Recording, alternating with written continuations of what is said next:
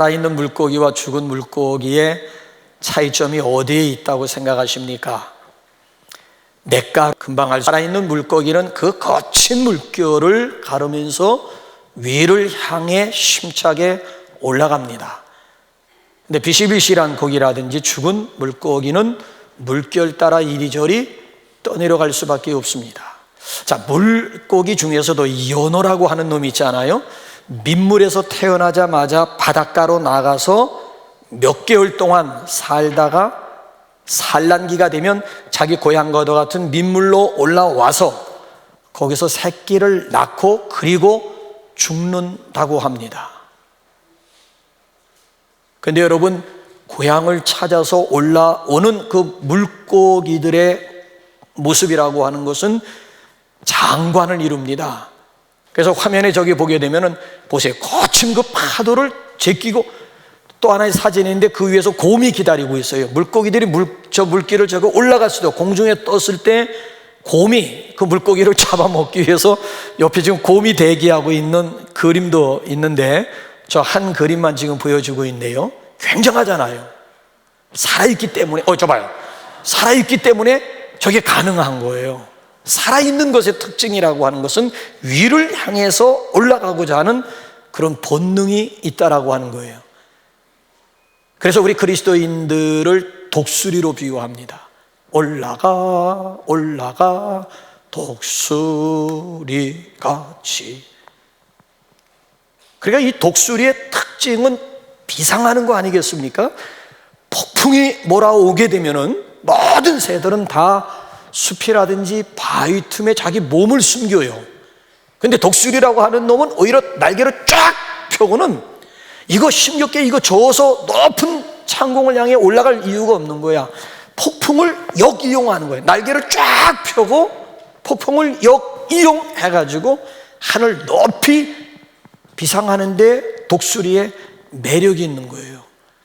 그러니까 독수리와 같이 우리 그리스도인들은 역설적인 존재, 역설적인 삶을 사는 사람들입니다.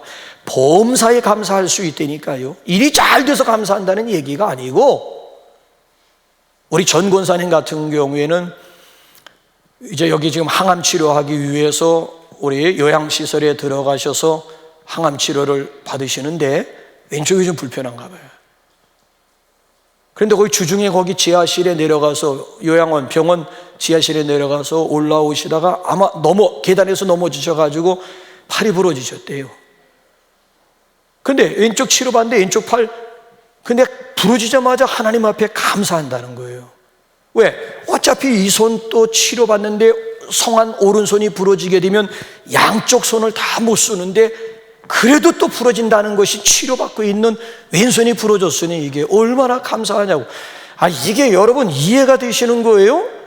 건강해서 감사한다는 얘기가 아니잖아요. 팔이 부러져도 글쎄 범사에 감사할 수 있다니까요.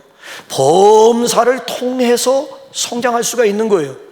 우리는 순경에만 우리 신앙이 성장하는 줄 아는데 아니요. 오히려 역경 가운데 우리의 신앙이 정금 신앙으로 성장할 수가 있는, 이게 역설이 아니고 무엇이 여러분 역설이라고 하는 거예요?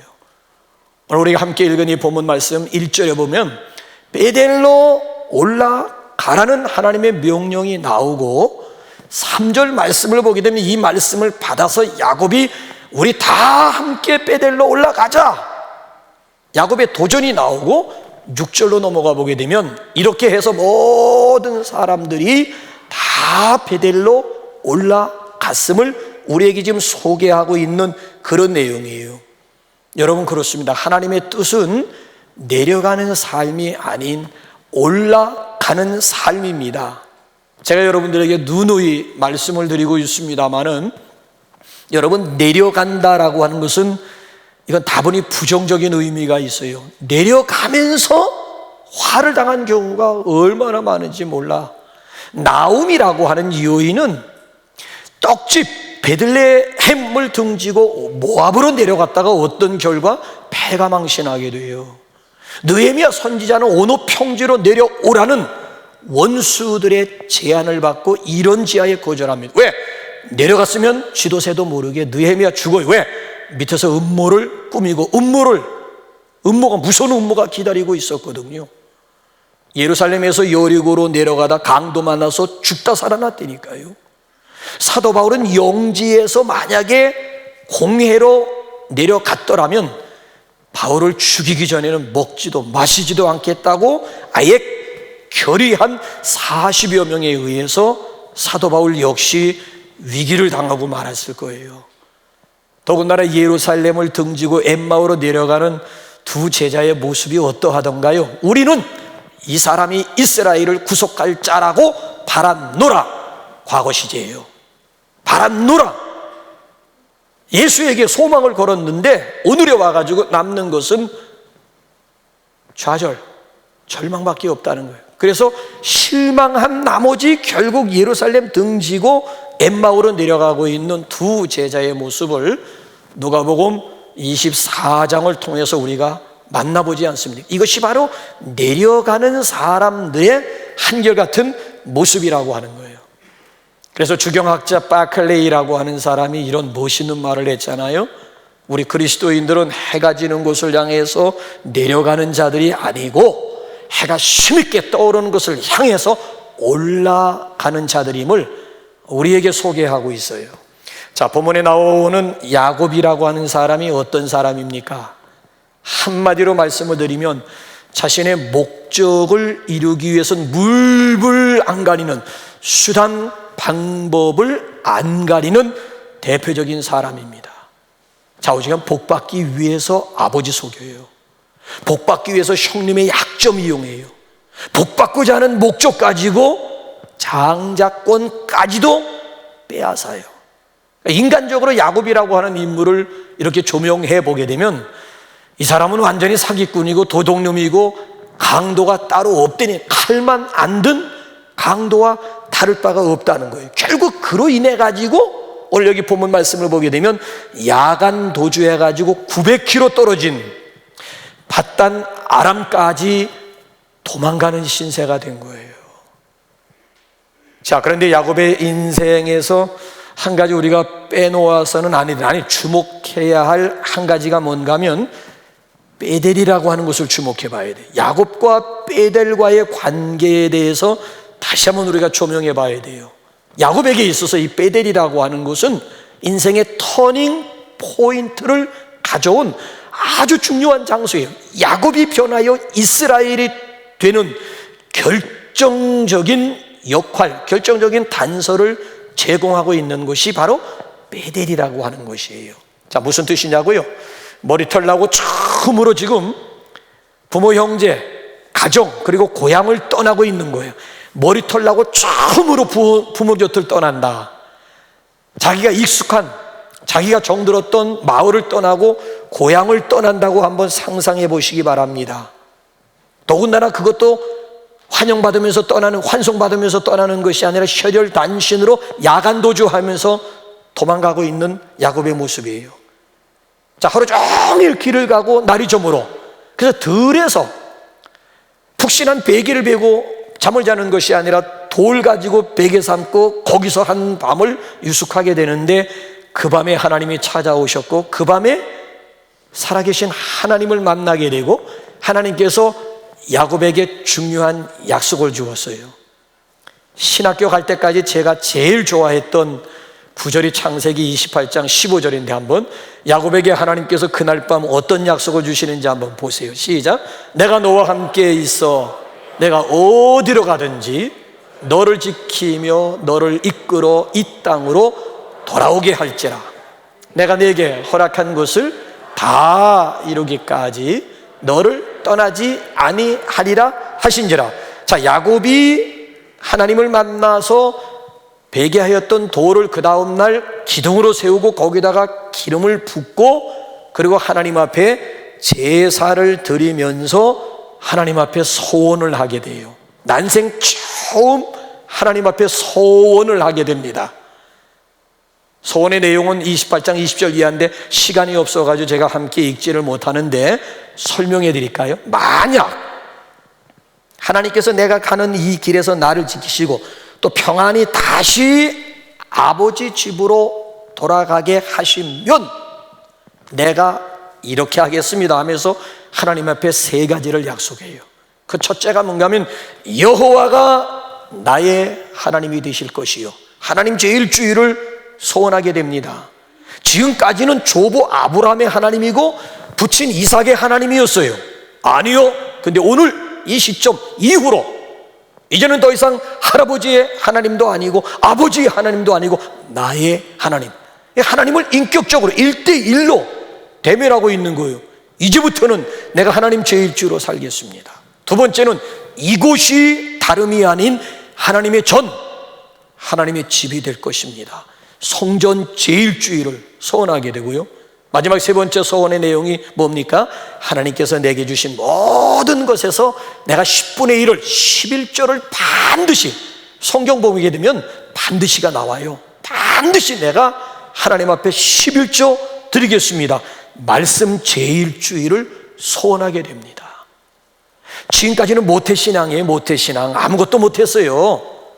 그냥 할아버지 덕분에, 아버지 덕분에 지금까지 살아왔던 이 모태신앙 출신 아무것도 못했던 야곱이었는데, 처음으로, 지금 난생 처음으로 인격적인 하나님을 만나고 나서 이런 엄청난 고백과 함께 서원을 하게 돼요. 자, 그 서원 덕분에 900km, 여러분 900km라고 하는 것은 부산 왕복거리를 방불하지 않습니까? 그 먼 길, 교통이 편합니까? 아니면 가다가 지금 강도를 만날 것이에요? 사나운 짐 어떻게 될지 모르는 거예요. 그럼에도 그 먼 길 서원대로 하나님께서 야곱이 가는 길에 함께 하시고 지켜주셔서 무사히 밧단 아람 애삼촌 라반의 집에 당도하게 되고, 거기서 20년을 머물면서 가정을 이루게 되고 부자가 됩니다. 거부가 됩니다. 자, 객지 생활 20년 가운데 성공했어요. 의젓한 추장 아닌 추장이 되고 많은 식소들을 거둘 뿐만 아니라 많은 양과 소, 그 당시에 최고의 목축업이었던 성공한, 그렇잖아요, 이런 또 사업가가 되어가지고 이제 금이 환영하고 싶은 거예요. 그럴 때 하나님께서 그날 밤에 현몽하셔가지고 이제 됐다, 이제는 내 아비 집으로 고향으로 돌아가라 해서 객지 생활 20년 만에, 야간 도주 20년 만에 드디어 이제 모든 식소들과 더불어 모든 재산들 이끌고 꿈에도 그리던 가나안을 향해서 금의 환영하게 된 거예요. 그 과정 속에 오늘 여기 본문 말씀이 우리에게 소개가 되고 있는 것입니다. 자, 하나님은 다시 고향을 향해 돌아가는 야곱에게 나타나셔가지고 베델로 올라갈 것을 명령하고 있습니다. 왜 20년 만에 하나님께서 다시, 20년 전에 도망갈 때 베델에서 제단 쌓고, 원래 그곳 이름이 루스였거든요. 루스. 더 이상 이건 루스가 아니다 해서 아예 베델로 야곱이 계명을 시켜준 거예요.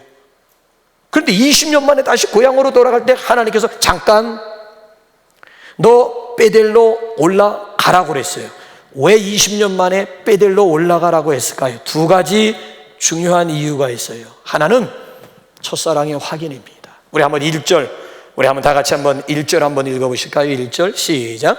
하나님이 야곱에게 이르시되 일어나 베델로 올라가서 거기 거주하며 내가 내 형 에서의 낯을 피하여 도망하던 때에 내게 나타났던 하나님께 거기서 제단을 쌓으라 하시니, 20년 전, 빨간 글씨는 20년 전을 기억하라는 거야. 도망가던 시절 내가 너에게 나타나 너를 만나 주었던 그때를 기억하라는 거예요. 더 구체적으로 네가 20년 전에 바로 베델에서 나에게 서원하지 않았느냐, 그 서원을 기억하라고 하는 거예요. 여러분, 베델에서의 신비한 경험 이후 20년이 흘렀다고 한다면 오늘에는 어떤 모습으로 야곱이 나타날 것 같습니까? 20년 전에 신비한 돌로 베개했던 그 장소에서 처음 머리털 나고 처음 하나님을 만나는 감격을 누렸어요. 자, 그 이후로 20년이라고 하는 시간이 흘렀다면 야곱의 현재의 모습은 어떠했으리라고 여러분 생각하십니까? 남의 얘기하지 마시고 여러분들의 경험을 두고 한번 얘기해 보세요. 여러분들 언제 하나님 만나셨어요? 그때 그 감격, 그 기쁨이 있었잖아요. 그때의 그 모습과 오늘의 여러분들의 모습을 한번, 그게 20년이 되었던 10년이 되었던, 아니면 코로나 기간 지금 1년 8개월 지났다고요. 1년 8개월이라고 하는 시간이 지난 오늘의 나의 모습은 어떤 모습입니까? 지금 첫사랑을 묻고 있는 거예요. 순수성을 묻고 있는 거예요. 아직까지 그런 뜨거운 열정이 남아있는지, 혹시 10년이라고 하는 세월이 나에게 타성이라는 결과로 굳어지지는 않았는지, 지난 1년 8개월 동안 내가 웅크리고 있으면서 혹시 내가 타성에 젖어 있는 것은 아닌지, 여러분 어떻습니까? 아직까지 뜨거우십니까? 아직까지 목마르십니까? 아직까지 사모하는 열정들 남아있습니까? 혹시 여러분들 가운데 지금 매너리즘에 빠지신 분들은 없으십니까? 임시 예배로 만족하고 있지 않습니까? 어떻습니까? 지난 20년이 아니면 지난 1년 8개월이라고 하는 것이 이제는 나에게 익숙해져 있는 것은 아니냐라고 하는 그런 도전이에요. 그래서 하나님께서 야곱으로 하여금 다시 베델로 올라가라. 20년 전 나와 만났던 그때의 그 뜨거움과 그 열정, 그 순수함, 그 주님을 향한 목마름, 이거 다시 회복하라라고 하시는 이런 메시지가 바로 이 베델로 올라가라고 하는 그런 명령 속에 담겨져 있습니다. 여러분이 부부가 결혼을 해서 살다 보게 되면은 권태기라고 하는 것이 올 수가 있어요. 근데 그 권태기를 극복하기 위해서 상담가들이 구원하는 방법 가운데 하나가 뭔가 하면 추억 여행을 구원해 줍니다. 너희 두 사람이 만나서 연애하던 시절 다녔던 그 장소들로 다시 가라는 거야.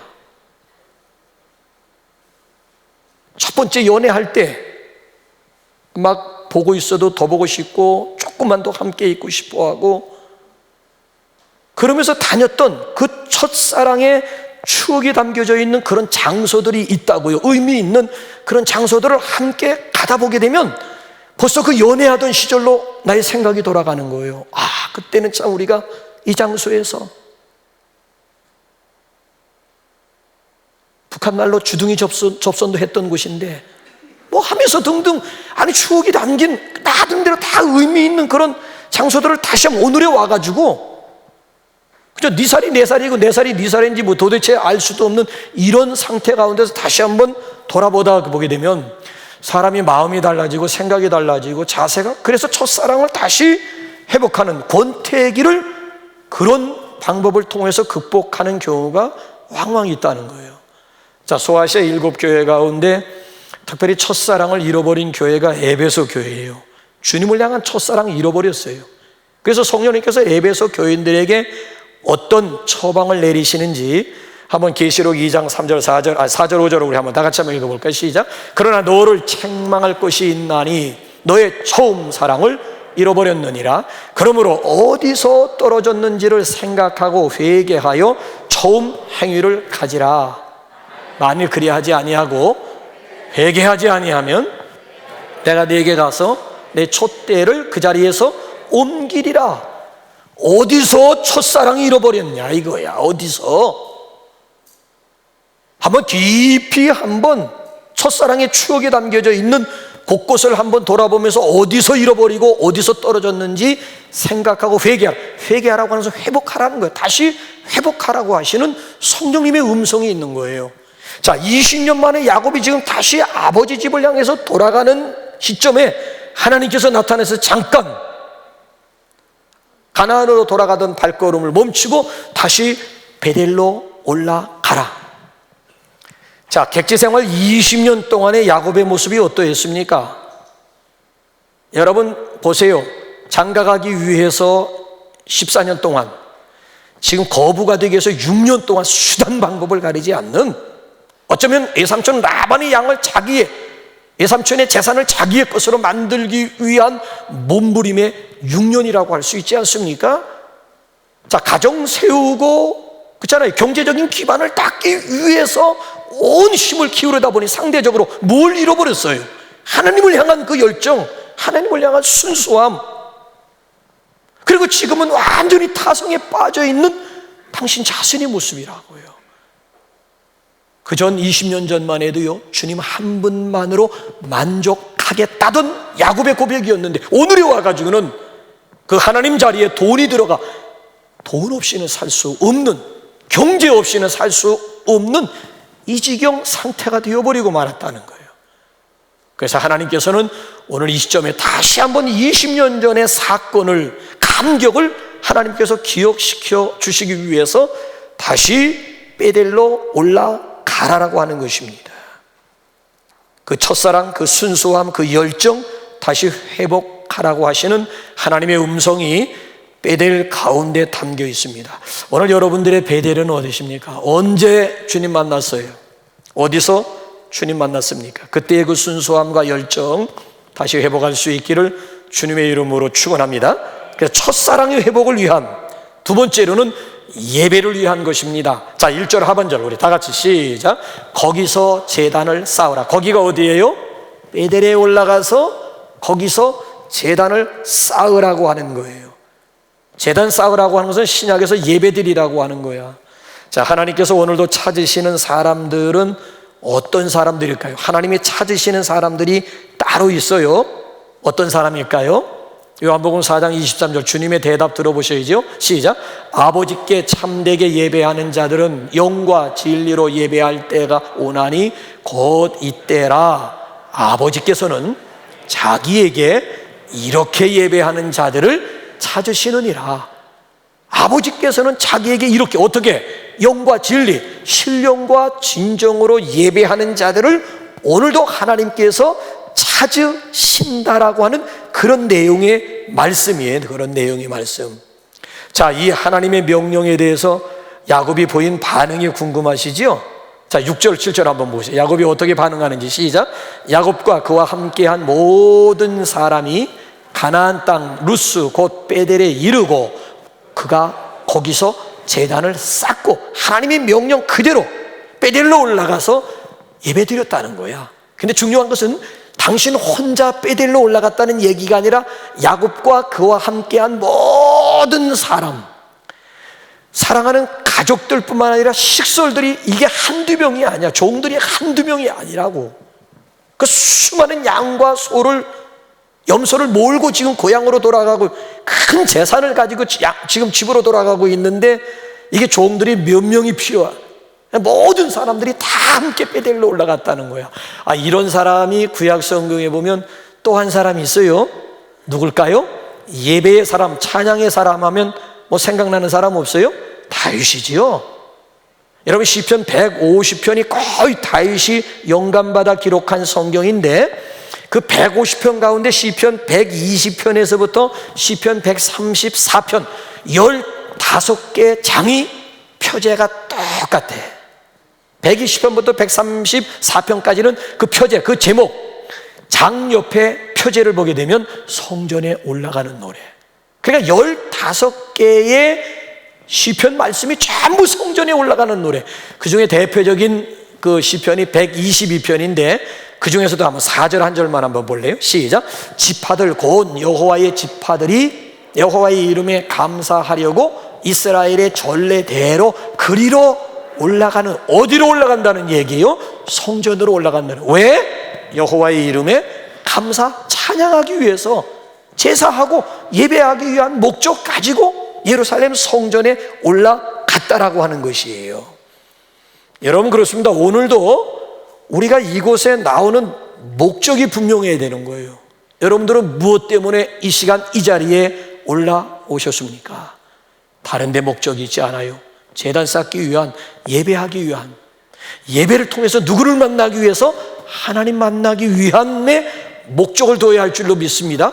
그러니까 이 예배라고 하는 데는 목숨을 걸 만한 충분한 가치가 있는 거예요. 가치 있는 것에 우리가 목숨을 걸고 생명을 걸어야 되는 거예요. 다른데 여러분 생명 걸 생각하지 마세요. 정말 예배라고 하는 것은 내 하나밖에 없는 목숨을 걸 만한 충분한 가치가 있다라고 하는 이야기예요. 그래서 우리도 코로나 우리 시대를 맞이해서 우리 각자에게 예배의 회복부터 이루어질 수 있기를 주님의 이름으로 축원합니다. 자, 그러면 베델에 올라가는 자세는 어떠해야 될까요? 예배하는 자의 바람직한 자세가 있어요. 그 첫째가 뭔가 하면은 우상부터 내려놓아야 됩니다. 목사님 저는 우상이 없는데요. 정말 그럴까요? 자, 우리 한번 1절 상반절 한번 볼까요? 2절 상반절 시작. 야곱이 이에 자기 집안 사람과 자기와 함께한 모든 자에게 이르되 너희 중에 있는 이방 신상들을 버리고. 자, 지금 야곱의 아내 가운데 4명의 아내 가운데 라헬 품속에 뭐가 있어요? 드라빔이 있어요. 누구 거예요? 아버지 라반의 것이에요. 우상 도적질에서 나왔어요. 몰래 아버지 곁을 떠나 야곱의 고향으로 돌아가면서 아버지가 신주단지처럼 모시고 섬기는 드라빔이라고 하는 우상을 몰래 훔쳐가지고 나와 지금 누구 품속에 있는가 하면 라헬 품속에 있어요. 더군다나 뭐 귀에 걸고 뭐 목에다 걸, 이거 장신구들은 다 미신적인 의미가 있는 거예요. 소위 말하면 부적의 의미가 있는 거예요. 부적의 의미. 그러니까 이 모든 것들을 다 땅에 묻고 그리고 베델로 올라가라고 하시는 하나님의 말씀이에요. 자, 이에 대해서 우리가 참 궁금하게 생각하지요. 여러분, 왜 하나님께서는 이런 각종 우상들을 미워하실까요? 이유가 있어요. 왜 오늘 야곱이 본문 말씀 속에서 각종 우상들을 다 지금 땅에다 묻으라고 명령을 하고 있을까요? 이유가 있어요. 출애굽기 20장 한번 3절 이하를 하면 왜 하나님이 우상을 싫어하고 왜 우상들을 땅에 묻어야만 하는지 한번 보세요. 시작. 너는 나 외에는 다른 신들을 내게 두지 말라.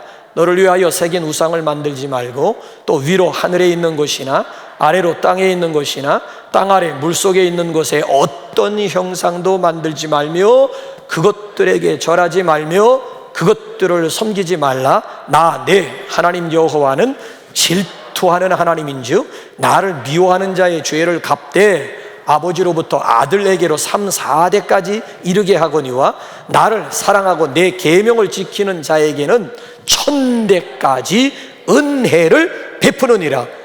하나님의 질투하심으로 인해서 그 죄값을 3, 4대까지 치를까 두렵다는 얘기고, 반대로 적극적으로는 우상을 묻음으로 인해서 하나님의 계명을 따름으로 인해서 수천 대까지 하나님의 은혜를 입도록 하기 위해서 각종 우상들을 땅에 묻으라고 하는 거예요.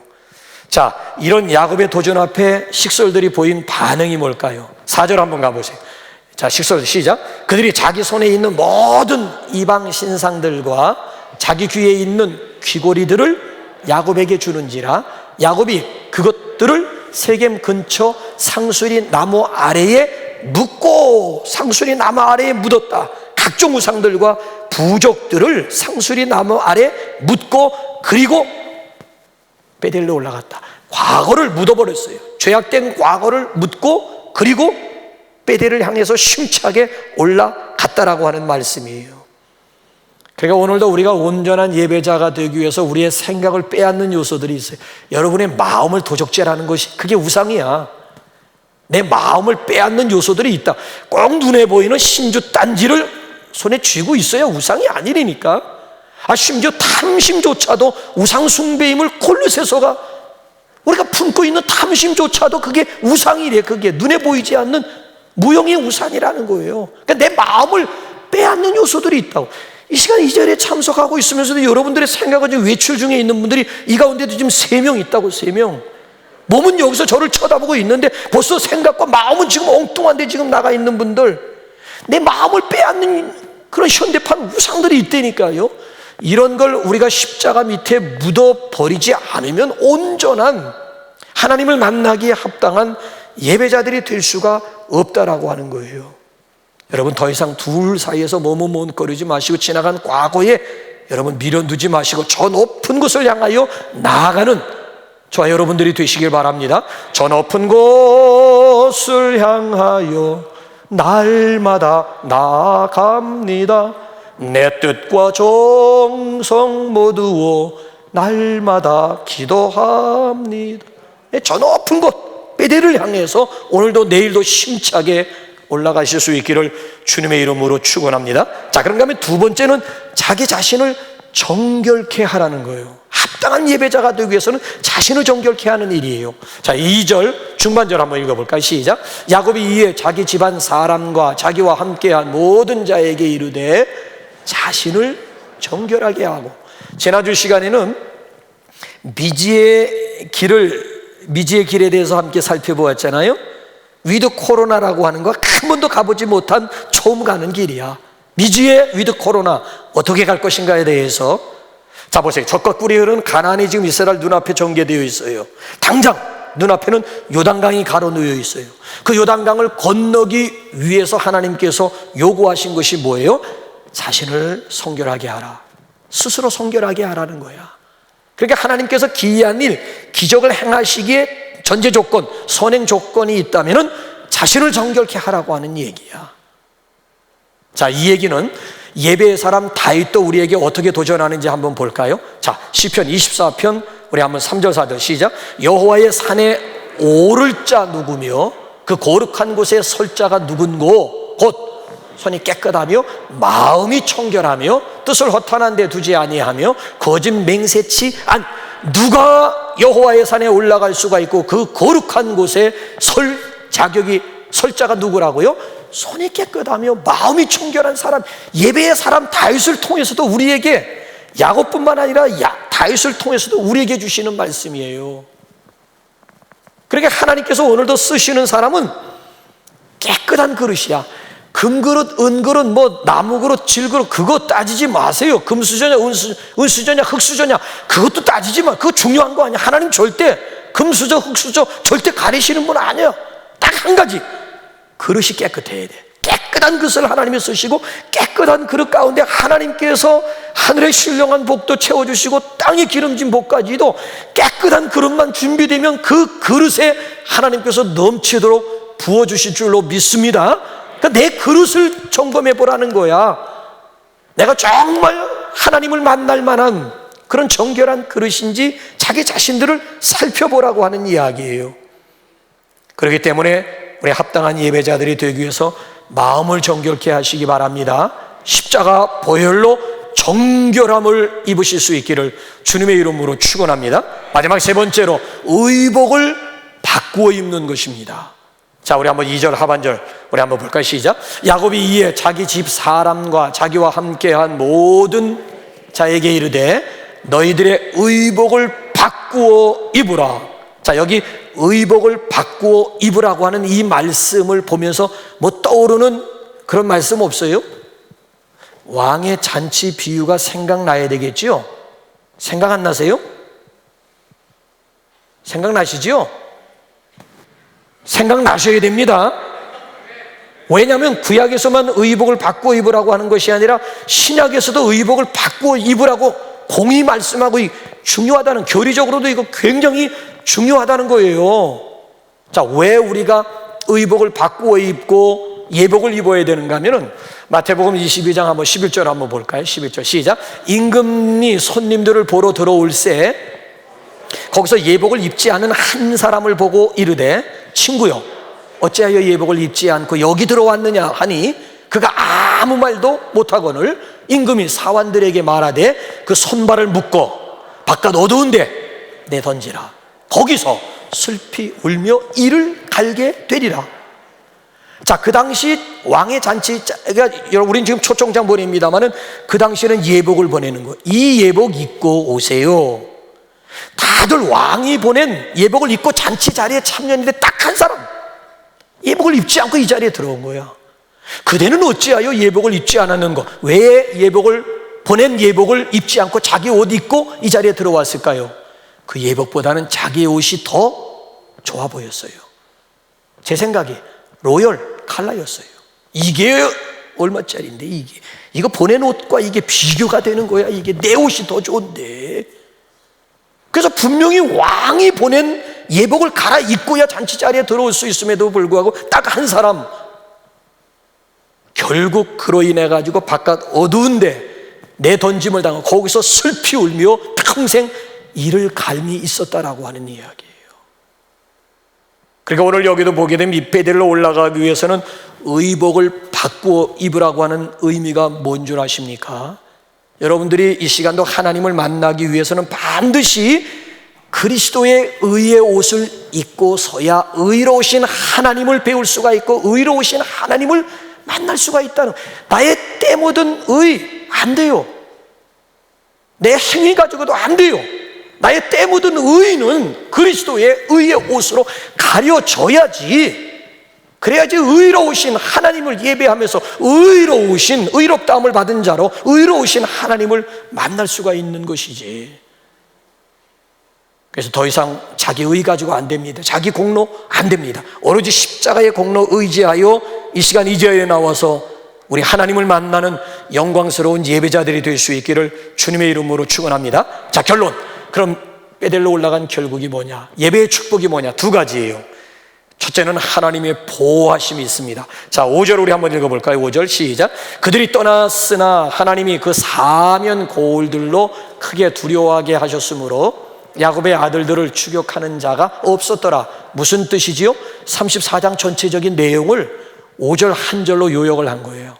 34장의 내용은 야곱의 일행이 밧단 아람에서 떠나서 가나안으로 향하는 도중 세겜이라고 하는 곳에 잠깐 머무는 기회가 있었어요. 그때 야곱의 딸 디나가 말씨 나갔다가 그 지역의 추장에게 강간을 당해서, 이건 이스라엘 사람으로 있을 수가 없는, 있어서도 아니 되는 아주 중요한 사건이야. 그래서 아버지는 자기 딸이 강간당해가지고 조용히 가슴에 묻으려고 했는데 그의 오빠들이 오라비들이 가만히 있질 않는 거예요. 복수를 결심한 거예요. 그래서 추장에게 제안한 것이 뭡니까? 지금 추장이 완전히 디나에게 빠져 있는 거야. 정신 못 차리고 있는. 그래서 당신 내 동생 나의 아내로 달라고 지금 요구하고 있는, 이럴 때 지금 요구한 것이 뭔가 하면 할례였어요. 우리는 할례만 받은 민족이기 때문에 할례 받지 못한 민족에게는 통혼할 수가 없다. 만약에 너희들이 할례만 받으면 내 동생 디나를 너의 아내로 줄 뿐만 아니라 서로 우리 통혼도 하고 가지고 있는 물건들, 물품들 서로 교환할 수가 있다. 물물 교환도 가능하다. 아, 추장이 지금 여자에게 지금 미쳐 있는데 지금 이 할례가 문제가 되겠어요? 그래서 동네의 모든 그 지역에 있는 모든 남자들을 불러놓고 할례를 명령한 거예요. 그래서 다 큰 8일 만에 할례를 받아야, 태어난 지 8일 만에 할례를 받아야 되는데 다 큰 성인들이 그냥 생사를 포피 끝을 잘라버렸으니 3일이 고통의 극치라잖아요. 움직일 수가 없는 게, 남자들이 움직일 수가 없는 3일이 고통의 극치를 이루는데 그때를 틈타가지고 레위와 시몬이 칼을 차고 들어가가지고 그냥 그 동네 전체를 완전히 쑥대밭을 만든 거야. 쑥대밭이 되고야 아버지 야곱이 뒤늦게 아는 거야. 그래서 뭘 염려하는지 한번 30절, 34장 한번 30절 보세요. 시작. 야곱이 시몬과 레위에게 이르되 너희가 내게 화를 끼쳐 나로 하여금 이 땅의 주민 곧 가나안 족속과 브리스 족속에게 악취를 내게 하였도다. 나는 수가 적은즉 그들이 모여 나를 치고 나를 죽이리니 그러면 나와 내 집이 멸망하리라. 피냄새를, 시몬과 레위가 이미 벌써 피냄새를 풍겼는데 주변에 있는 이방 부족들이 그거 가만히 있겠어요? 이방 부족들이 연합을 해서 여기 야곱의 가족을 치는 날에는 맨 마지막 나와 내 집이 멸망할 것이다. 그런데 여러분, 결론이 어떻게 돼요? 베델에 올라간 결국이 어떻게 되는 줄 아십니까? 다시 이런 차원에서 5절을 읽어보면 조금 전에 5절 읽을 때와 감이 다를 거예요. 시작. 그들이 떠났으나 하나님이 그 사면 고울들로 크게 두려워하게 하셨으므로 야곱의 아들들을 추격하는 자가 있었다 없었다? 누가 야곱의 가족들을 보호하시고 누가 야곱의 가족들을 막아주었다라고 하는 얘기입니까? 하나님이. 야곱의 가족이 베델에 올라가서 하나님 앞에 제단을 쌓고 예배했더니만 하나님께서 막아주시고 하나님이 지켜주셨다는 거예요.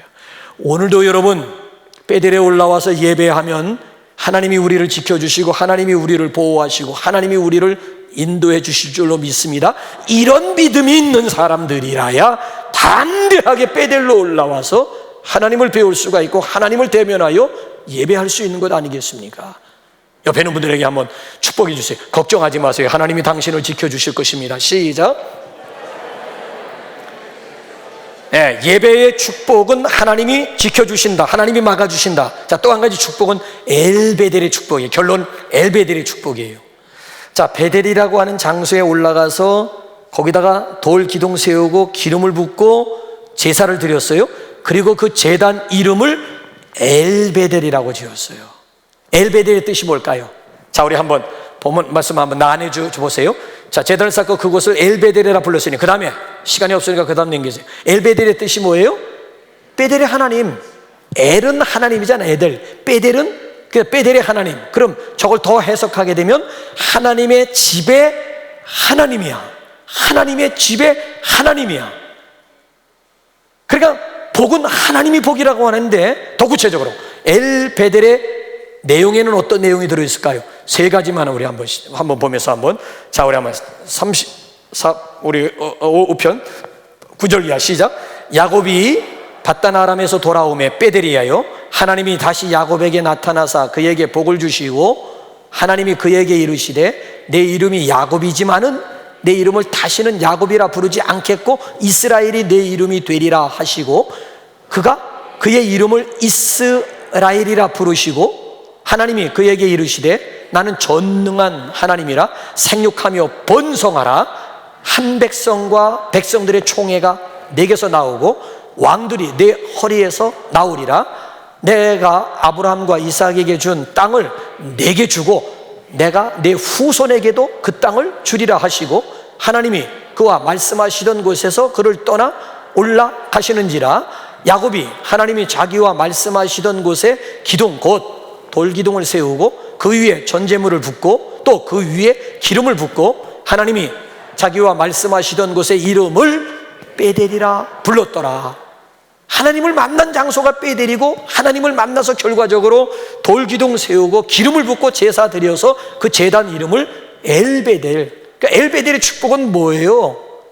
이제부터 너는 야곱이 아니고 이스라엘이다. 이스라엘의 뜻은 뭐예요? 하나님과 겨루어 이겼다. 승리의 뜻이야. 승리의 뜻. 승리의 축복이 있고요, 그 다음에 생육하고 번성하라. 이거는 구약의 최고의 축복이야. 이보다 더한 축복은 없어요. 아담을 만들어 놓고 생육하고 번성하고 땅에 충만하라.